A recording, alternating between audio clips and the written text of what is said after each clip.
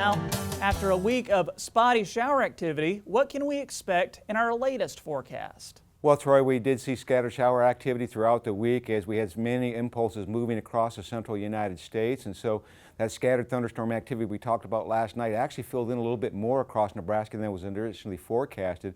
And we did have some respectable totals in this last 7-day period. The heaviest of the totals and cumulative for this last week were coming out of the southwestern portions of the western half of south central Nebraska.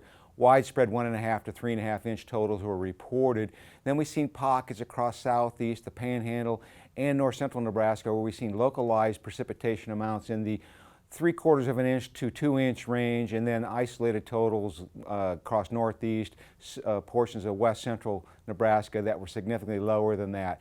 And then we did see the severe weather really crank up as we got into these last 2 days, as we had a trough in the western United States finally making progress into the central plains.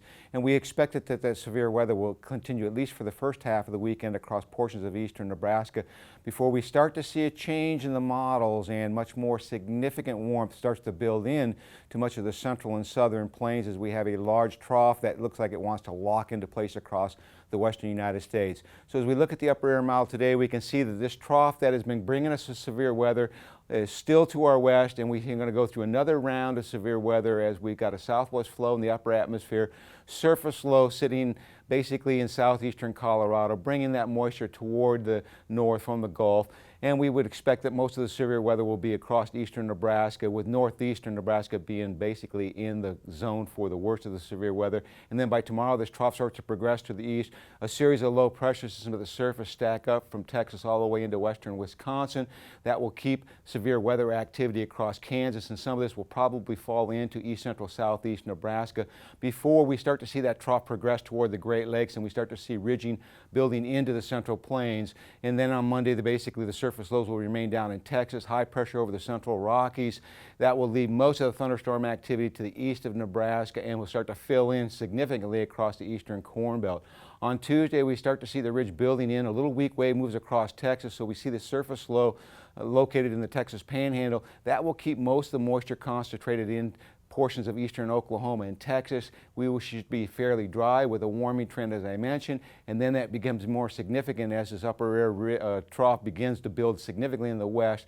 Although we do show surface low pressures developing, one in west central portions of Kansas, it looks like they're going to be moisture starved as the primary moisture feed will be well to our east. And as we get into the day Thursday, we don't see a lot of movement in this troughing pattern, so we get this southwest flow aloft. Again, surface lows along the front side of the Rocky Mountains, but there's just not a lot of moisture to work with these systems. So although we are seeing some convective development in southeastern Nebraska, this is primarily going to be during the overnight hours, early morning hours, and that will push gradually toward the southeast as high pressure really starts to extend its focus across much of the Corn Belt.